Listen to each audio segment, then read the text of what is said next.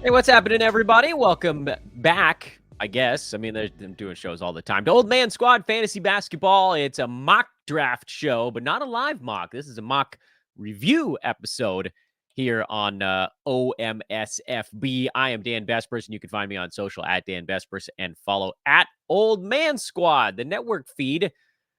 If for no other reason, then it'll follow you back, so you'll get a free follower out of the ordeal. But also, you'll get to see all my shows when they drop and everybody else on the awesome network. Today, we are talking to Alex Barutha, who started his mock team out of the 7-hole with Tyrese Haliburton. I see absolutely no reason to wait around because you guys want to hear how to build a team starting with Haliburton. So, there we go. My remedial video technology hard at work here. Alex, what's going on, man? I don't think you and I have talked in the better part of half a decade, and neither of we were talking before the show. Neither one of us even really remembers if these things are real or just like a fever dream from before COVID. So to that end, nice to see you, buddy. Yeah, right.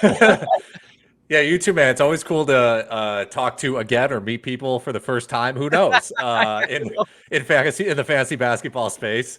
But yeah, I appreciate you having me on, and I'm going to apologize in advance for people who are watching this on YouTube with all this stuff in my background. I'm moving apartments on Friday. It's just this is just what you're getting. I told you I was going to make this joke even before we went on air. That is exactly what this bedroom looks like behind my draft board behind me, and we're not moving. That's just because we don't want all of our stuff out in the living room where the kids are, so it just all gets pushed back into one. So you have nothing to be embarrassed about. In fact, like, the simple fact is, and I know people listening are gonna be like, what the hell are you talking about? So I'm gonna do my best to kind of like paint the picture for you all. There's a couch behind Alex that is largely clean other than what looks like a video game controller. Yeah, that's an Xbox controller, and I'm keeping my pictures up for my background, my vinyls and my pictures, for Zoom and everything else. It was very professional. Basically until the end of the week. Yeah.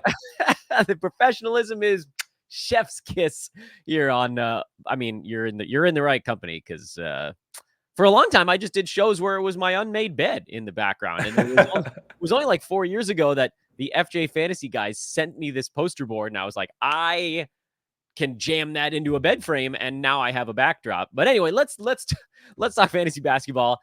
First of all, everybody, you guys can follow Alex on social media. If you flip his first and last name, it's Barutha Alex, BARUTHAALEX. You are the NBA editor, chief NBA editor. I almost forgot the chief part there. At RotoWire, one of the old, I mean, that is the OG, man. So congrats, by the way. That's awesome. But also, we have a team to talk about, and we'll get into everything that Alex is working on in the middle of the show. So, Barutha had the number 7 pick. This was from Josh Lloyd's mock about a week and a half ago or something like that. And right now, the 7, as I zoom in a tad, does seem to be generally when things get screwy. I assume that's kind of what you found as well as you're going through this stuff, because like the AD Giannis pair, and sometimes Haliburton gets mushed in there a little bit, but like once you hit 7, you're picking between about 7 or 8 guys, and there isn't any strong consensus on it. So that's how I'm going to frame my question. What led you to Haliburton in that spot? So I was hoping Giannis would fall to me, partly because I do like him in head-to-head categories, and also because I'm a Bucks fan. But I'm happy to take Haliburton at 7 because he was basically a first-round fantasy asset last year, especially before he got hurt. Like, if you use his full season numbers, it's not going to tell the full story. But I just think in a head-to-head category setting, players who are really extreme at one or two categories thrive. I think it's a great way to build a team. And Haliburton's sitting there for me with all of his assists, and I'm like, I will happily take the 20 and 10 that Haliburton will give me. So then we move into sort of like a strategic question before we get to your second and third round picks, which do then kind of color the way that you're about to build your team. Once you have Haliburton, what are you looking for as kind of like the next path in the fantasy flow chart? More of the same. Because when I play head-to-head categories, I'm full punt and a full punt and target build. So basically, whoever I get in the first, I want to just meet as closely as possible, mirror their sort of best available traits. Awesome. Okay, and that actually does explain a little bit where you went with your second round pick, and I'm going to muck up the numbers here because when you're in the middle of the round, I can't do the math as quickly, but mid second round, I think this is 18. No? Yeah, it's 18. Yeah. Okay. See, I got there. Lamelo Ball. And I mean, I don't want to get too much into the like, are you worried? Are you not worried kind of thing. I'm less concerned with that because obviously if you're taking him at 18, you're not that worried about the ankles. I'm more interested in the sort of 30,000 foot strategy of this. You just talked about sort of like doubling up on your categories, and that is a lot of what you're doing here, although you get some other stuff blended in. So how do these two guys pair for you? It's a huge assist build, a pretty big threes build, a pretty big free throw percentage build. And the thing is, once you draft one or two guys who have the same sort of like generally guys who are good at like two things are either good at a couple other things or bad at a couple other things. Like most guys who are really good at shooting threes and passing the ball also score a lot of points. They don't block shots, they don't get rebounds. It all kind of melds in. And so for me, these guys were close enough in stats to where I'm like, I think this makes total sense as like a punt rebounds build. I know Lamelo can get some boards and everything like that. But I looked at the other guys on the board, and I didn't think anybody else fit as well. I'm like, I don't really feel like taking. I'd rather have Lamelo than Harden. I don't want to go. I don't want to get Kyrie here. Lillard, feels a little early for him in my opinion. So that's how I ended up with Lamelo. So at this point now, and again, I'm not going to do this as much as we get to kind of the middle of the draft, but I love the strategy element of head-to-head team building. Now, as you mentioned, you talked about a team that is pretty good in scoring. I know Haliburton's not a massive scoring type, but very good in threes, very, very good in assists. There isn't anybody all that close to here except whoever starts with Trae Young, basically.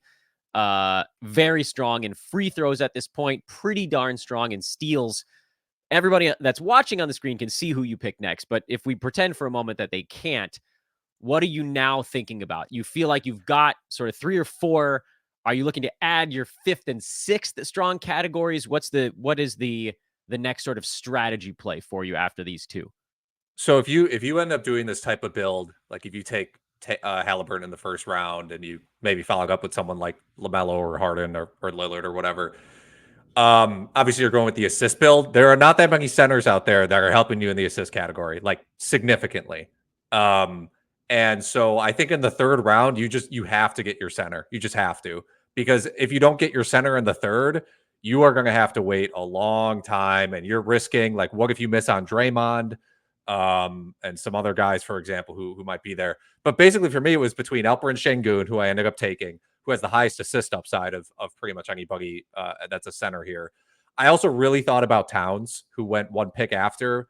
I am debating whether or not that actually would have been the better pick, because I probably to some extent have enough assists already between Haliburton and Lamelo. Like maybe I should have gone for the threes of Towns. And then Adebayo was like on my list, but it's like, well, he doesn't shoot threes and his assist upside is like not super high. So that's how I ended up with Sengun. Does this Sengun was around 9.5 rebounds a game last year. Does this get you back into the mix in any of the categories you felt you were weak at before? Not necessarily. I mean, it does in theory, but I also don't. I'm in a position where I feel like actually the more I target rebounds, the more it's just like useless. Like those are categories that are just gone because I'm punting them. So it's like I don't need the rebounds. I guess free throw percentage isn't that good. Like in hindsight, I do think I should have taken Towns. But it does set me up really well where it's like at least through the first 3 rounds, it's like I better not lose assists in my head to head. This is interesting to me, actually. I want to go a little farther than that. Why would you have gone Towns instead? Because Towns is a better free throw shooter, and Haliburton and Lamelo are good free throw shooters, and Sengun would bring down my free throw percentage. And like I said, if you go with the sort of assists and threes build as like your sort of base, generally speaking, those guys are also good free throw shooters, so you should target that. And then I think that just helps build a way more cohesive build. And this actually puts me at more risk of like losing the free throw percentage category. Interesting. When I should be absolutely trying to win it in every matchup.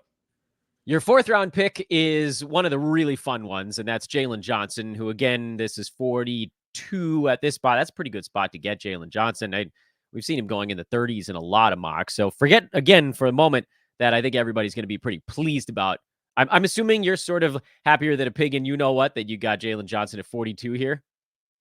Yeah, I'm pretty happy to get Johnson there. I mean, I think, there were other directions I could have gone. Like, I actually thought about Siakam, who went he actually went one pick earlier, which kind of disappointed me because he fits the build a little bit more. And I apologize in advance for how many times I'm going to say, like, he fits the build, he fits the build. But like, to me, That's that's important. that's like what head-to-head categories is. If it's a 9-cat, you try to win 5 categories, and the other 4, it's like, who cares? You should try to lose them almost. But Johnson, to me, again, he's a solid assist guy, 3.6 last year. I think he has upside for more. Mm-hmm. And I think he could hit some more threes as well. And I just think at some point, like, again, I needed a forward to not have a forward on my roster at that point. And you do have to think about your positions. Otherwise, you're going to draft like 4 point guards in a row, and you're going to be like, oh, now I'm in big trouble because I'm out of forwards that actually pass the ball. There are no more centers that pass, and it's going to be trouble. You almost kind of like accidentally backed your way into a team that's not bad at field goal percent anymore. LaMelo's the only bad one. Like, Haliburton's pretty good at field goal percent. Sengun and Johnson are going to be positives. I don't know that you have to punt it here. It is a little weird thinking about that. And not to spoil too much, but I do end up with Julius Randle later, who again can be a field goal percentage guy if he feels like it, stops taking threes. But yeah, it's a weird. It is kind of a weirder build than I want. Maybe suboptimal, but this was like, my third mock of the year, my first head-to-head category mock of the year. So I'm like kind of shaking the rust off. No, I mean, I think there's something to be said for having a few paths to choose from after those first 4. Because after 2, it didn't look like you had that many paths. And after 4, you kind of do. And then you're able to sort of solidify the direction you wanted to go. So mid-5th now, you went Darius Garland. More assists. You didn't have enough. You needed more of them, huh?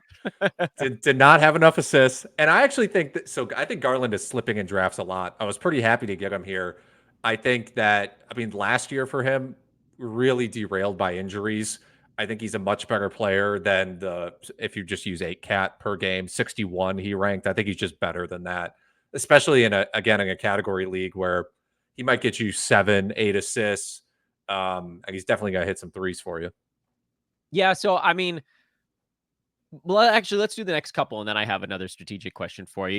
You gave everybody the preview that Julius Randle was coming. This is where he shows up at pick 66. He's a wild card, man, because if he shoots 41%, then by ranking he's going to look like a train wreck. But if you're punting it, then it's sort of a different monster. But he sure does rack up the counting stats, which I think is, I'm guessing you're nodding in affirmation, so I guess right on this one. Kind of the direction you were going with him. Just pile up some counting stats, and whatever else falls into place.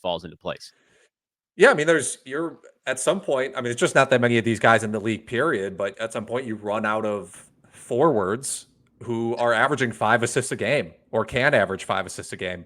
And especially ones who can, hit threes and whatnot. I do wonder about the viability of like my steals upside with this build now. But I do think Randall is someone who, look, the Knicks, they're not that deep, like especially at big. I think he's still going to play 34, 35 minutes a game. And I think they really need him out there scoring like 20, 25 points a game. Brandon Ingram, also a lot of counting stats. What else? What do you like about Brandon Ingram? Because I'm personally, this one I'll play a little devil's advocate. I'm pretty worried about the Pelicans, just everything. Like, not reality standpoint, they're going to be pretty damn good. Reality wise, getting DeJounte Murray is excellent. Fantasy wise, do you not see a bit of a logjam there? I do. I don't like drafting Brandon Ingram. I almost never do it, actually. I think I can't remember if someone in the chat, I can't remember if it was this draft or another draft, that someone was like, oh, you sniped Ingram. I'm like, I don't even like the guy. I don't even like him in fantasy. He averages 5 assists a game, and he qualifies at like every position in the NBA on Fantrax. I was like, this actually solves a lot of problems for me. But no, I think he's actually, not only is it a logjam for the Pelicans, Ingram is quietly one of the most injury-prone players in the entire league. Like, he never plays 70 games. He's played 70 games once in his career. He's only played more than 64 games once in his entire career. Oof. I I think Zion actually it's like there's only so much energy people can focus on like injury prone players on the Pelicans, and It's all it Zion. all goes to Zion, and people forget that Ingram is like just breaking down. But yeah, I mean, it was far enough in the draft, and again, the assist, the counting stats, it fits for me. Yeah, I mean, he's pretty safe there. I didn't want to give you too much hell for it. This is like pick 80 basically. He'll be fine. He's not going to like ruin your team at pick 80. I have beef with the Pelicans in general. Before we get into the second half of your draft, I like to try to do some promo mid-show. So Alex Barutha, we're talking to, of course, he is Barutha Alex on Twitter. What are you working on these days? What can everybody check out? Man, the easiest way to answer that question is just to go to the RotoWire NBA homepage, and you're going to see rankings. Nick Whaling and I did a rookies draft. We got, I think, 4 mock drafts up right now, including the results of this one are on there. We're working on like outlooks and projections. It's a lot right now. Like, it's kind of a dead time in the NBA season, but we're still doing a lot. Yeah, I mean, this is like, I love this part of the fantasy run up. This is like when everybody's just first rubbing the sleep out of their eyes. It's a beautiful moment. Again, on Twitter, he is at Barutha Alex, Barutha Alex. I'm hoping everybody listening can spell on their own. Before we get to your 8th round pick, because we'll probably move through the second half of your draft a little quicker. How do you feel like your team is stacking up after these 7? And it's hard to remember because like we're doing 1,000 mock drafts and there's all these ideas bouncing around in our heads. But like, do you remember a general sense of where you felt you were as a team after Ingram? Because this is like not the end of the full timers, but we're getting pretty close to like the end of the, oh, these are guys that are definitely going to play starters minutes part of the draft. Yeah, I would say generally speaking, I don't think I really reached for anybody. And that definition changes when you're punting categories, but I think I got generally good value on most guys. I felt pretty good. So it's hard not to feel good about your team. On the other hand, I went over with you that I think there were actually better picks for me to make at certain spots in hindsight. But overall, I feel all right about this team. All right, so Nurk was the pick in the 8th round, and I know Josh was mad because Josh ends up with Nurk in almost every mock draft. This to me, at least, like at a glance, I'm not a huge Nurkic fantasy guy, but mid 8th round, much like Ingram, who I'm also not a big Ingram guy, it like feels relatively safe there, provided Mason Plumlee doesn't like breathe down his neck too much. But like, I don't know, this one feels like another one that just sort of isn't really going to hurt you. Yeah. Yeah, this is pick 90. I mean, I don't want to say he's really going to be a better fantasy player than that. And he was pretty healthy last year by his standards. Like, honestly, I think the way this kills me is if he just gets hurt. Which why I generally think you should take Nurkic outside of the top 100 is because I think people are going to see what he did last year and be like, oh, this guy's great. I'll draft him 80th. The chances of him staying that healthy again, I think, are actually pretty low. Does he change your team's build in any meaningful way? I would say, he keeps. I keep ending up with these guys who just their field goal percentage is kind of high and they're good rebounders and they don't shoot threes.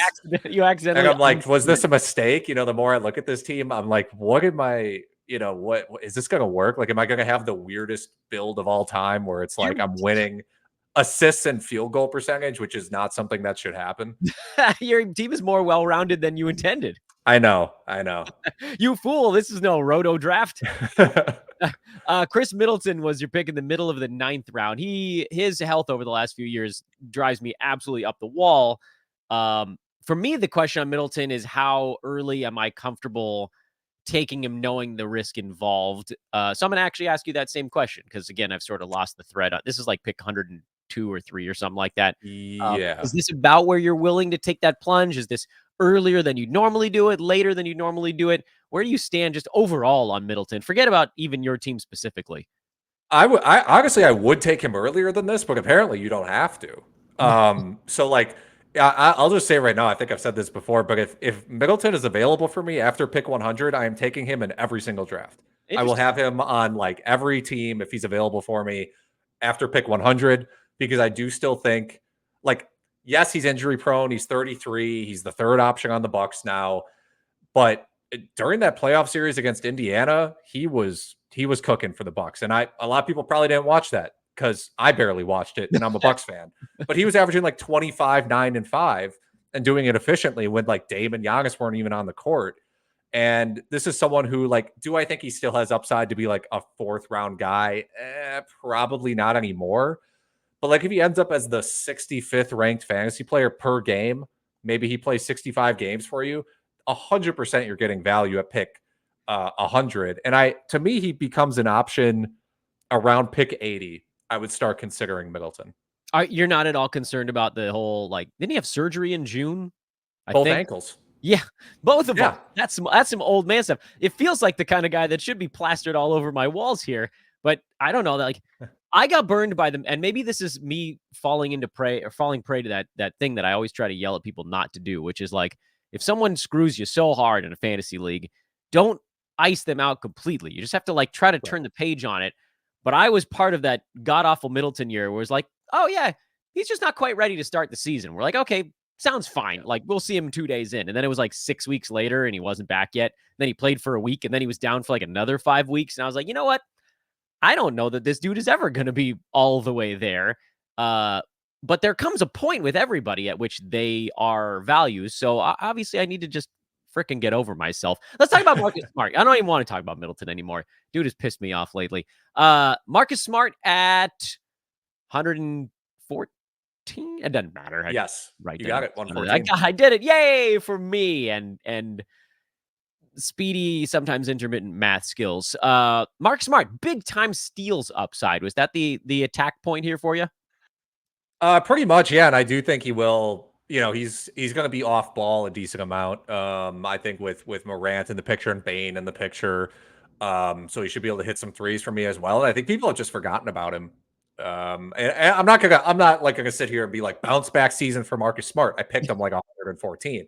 Yeah. Like, I'm just hoping he can come in and basically deliver, like, generally speaking, the stats he has in the past. You know, like 10 to 13 points, few rebounds. Maybe he can get up to 4 assists in this defense or in this offense, and maybe he can focus more on defense and average over a steal and a half. That would be fantastic. I just think he's kind of a forgotten man right now in fantasy, and I think he's excellent for this sort of a build that's in theory assists and steals heavy. I'm going to lump your last 4 picks together. That's what I like to do with folks, because this is where you kind of get into the goop. Like, we're past 120, 10th round is over. This is Flyer Town. And your 4 Flyers were Kelly Olynyk, Jaden Ivey, Malcolm Brogdon, and Karis LeVert. Everybody that's watched my show over the years knows that I have a sickening affection for Kelly Olynyk, but I am worried about him being the backup this year. I just want, I would, you know, whatever voodoo doll stuff I can do to get him to start again. I guess it worked for like a month last year. So, you know, kudos to me. But walk me through your last 4. How much was this based on team build and how much was it based on just wanting to try to snatch something exciting and interesting and kind of, I'm assuming there's like some part where the Venn diagram kind of does come together, but like, talk me through the last 4, because it's a little different in head-to-head than it is in Roto at the end of a draft.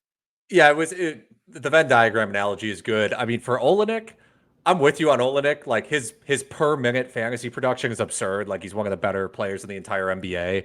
He was basically like ranked 110th last year, 8 cat in 23 minutes a game. And I'm pretty sure they're going to give Kelly Olynyk 23 minutes a game this year. Like, I think that's just going to happen.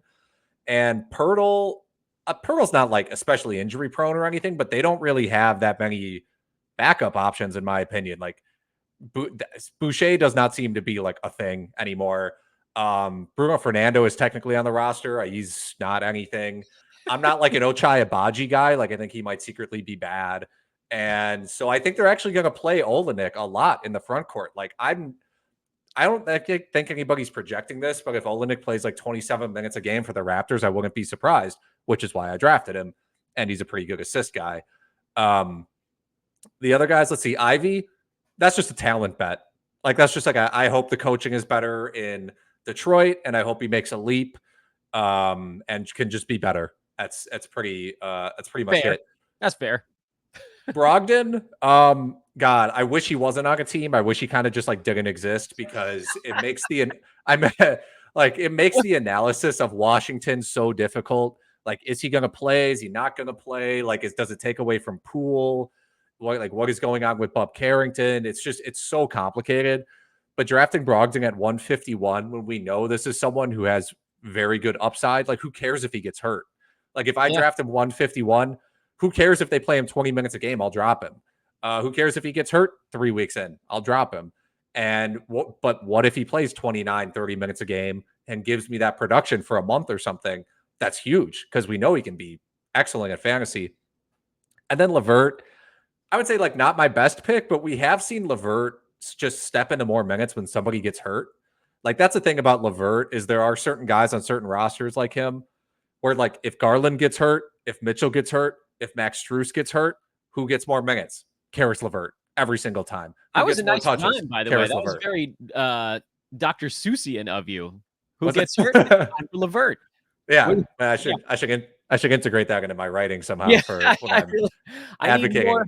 Yeah, I need more rhyming schemes related to fantasy basketball. That's what we've all been lacking to this point. Yeah, I mean, all that makes total sense, actually. And I like kind of clumping those dudes together at the end. And with Brogdon, like, you're almost treating him like a free agent pickup, like a mid-season free agent pickup. You're like, I don't know if I get a couple weeks out of this dude, great, because who the hell cares? Pick 150 something. How many of these guys in this draft? I can zoom out a little bit for the folks that are watching on YouTube. They're not going to be able to see it well, but like, how many of the guys in the 13th or 14th round do we think would be on a roster like the third week of the season? Very few. 2 out of 24, maybe 3. I don't know. It's going to be obscenely low. But let's look at the team overall here while we're kind of wrapping things up on our chat.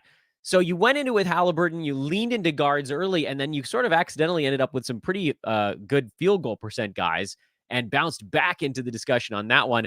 At the end of all of it, and I'm going to scan up and down so people can see what we're talking about here. What do you think your team ended up being really good and really weak at? And then, you actually did a wonderful job mid-show of telling us a couple other names that may have made more sense, but what do you feel like you nailed and what do you feel like you could have done better? Kind of a, full wrap up on your team. Yeah, I don't know if I don't win the assist category. I don't know what happened because that, like, at the end of the day, when I was like looking for players and stuff, I was like basically sorting by assists, and I was like, who is in this range? And I think again, ultimately, I don't think I reached for Olenek. Let's be real, but I don't think I've made any like major reaches for anybody, so I don't think I'm getting like killed on just general value. I do think, like I mentioned before, the mistakes I made were just not. I think I should have leaned more into the 3-point and field goal percentage aspect of the build. Targeted guys like Karl Anthony Towns, maybe Siakam. There were a couple other guys I mentioned throughout the show. Yeah, but like that's sort of, I think, where the team could go wrong. But I mean, something that's easy to forget too in a lot of leagues, there are opportunities to trade.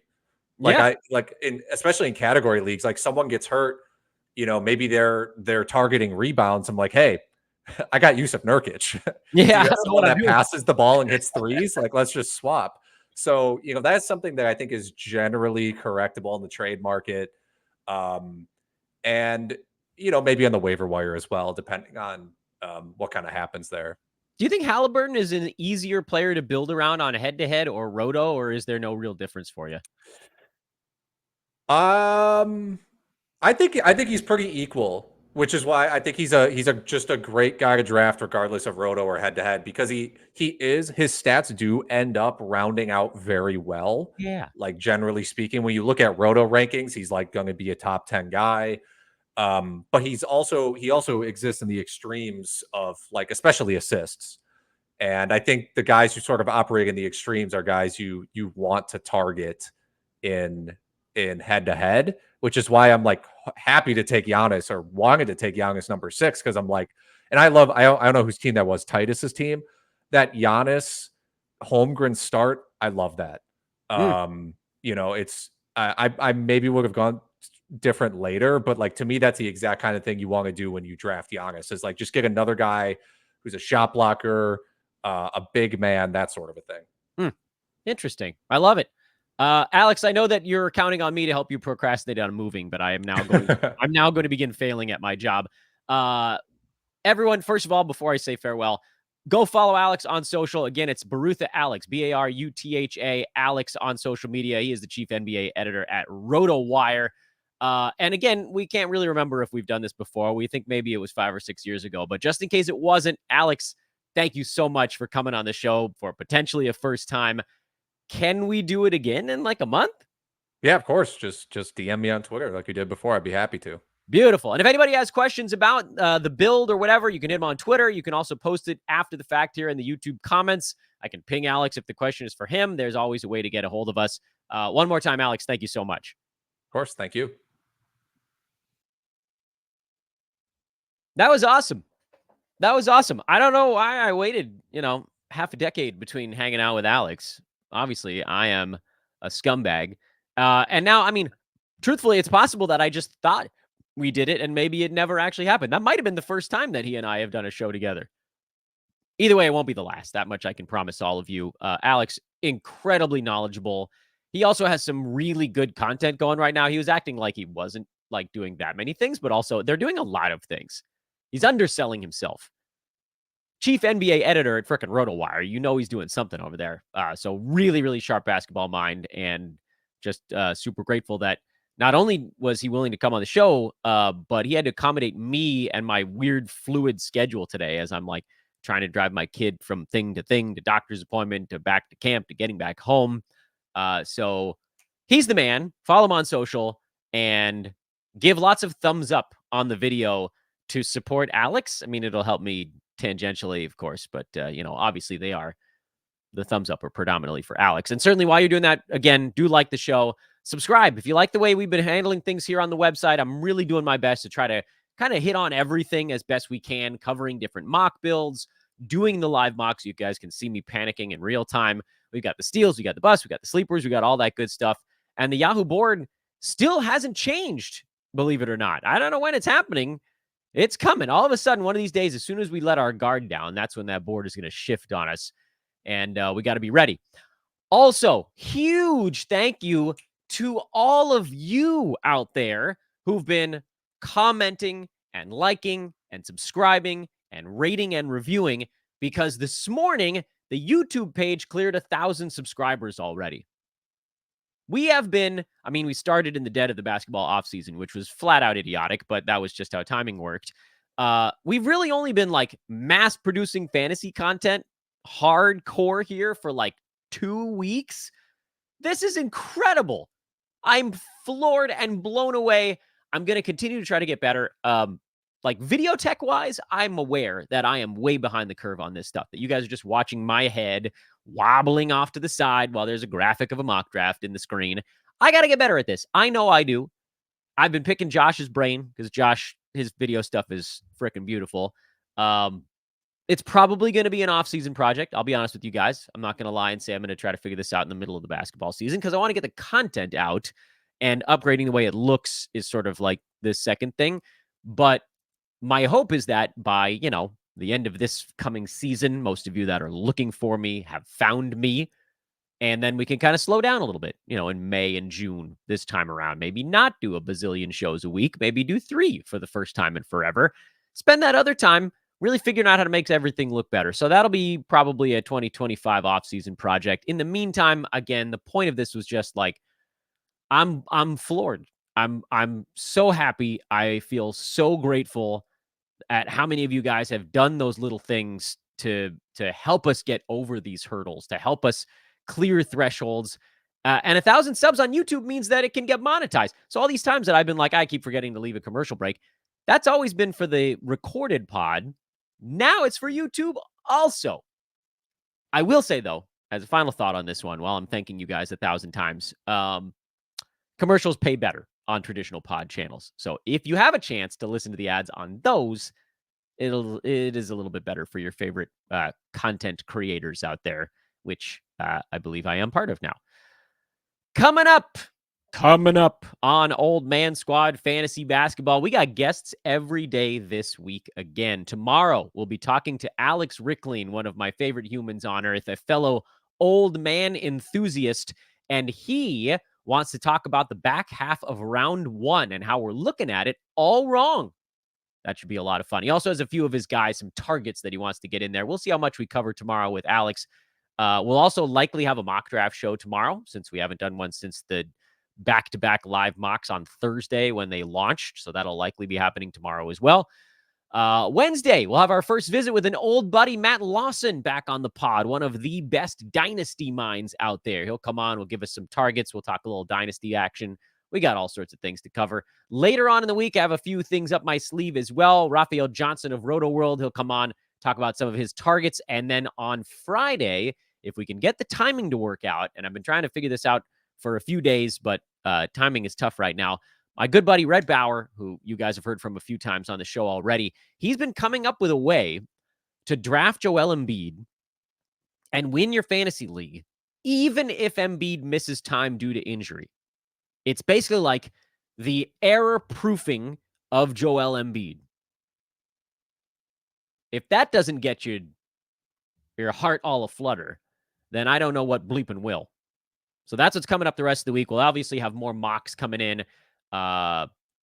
We got the rest of the steals and busts. We only did the first 4 rounds earlier today, so we'll have to go 5, 6, 7, and 8, maybe 9 and 10 on the next one of those. Throw that in with the mocks, throw that in with all of our guests, and we've got a pretty busy week. Also, in the not-too-distant future, we want to do some shows on strategy, how to win head-to-head, how to win roto, things of that nature. Those will be coming up not too far from now as well. Thanks once again to Alex Barutha. He is Barutha Alex on Twitter. I'm at Dan Besbris. At Old Man Squad is, of course, the network handle. Please follow all 3 of those. Like, rate, and subscribe on your way out. That was the Tyrese Haliburton build out of the 7-hole here in a 9-cat head-to-head mock for Old Man Squad Fantasy Basketball. I'm Dan. We'll see you soon, everybody.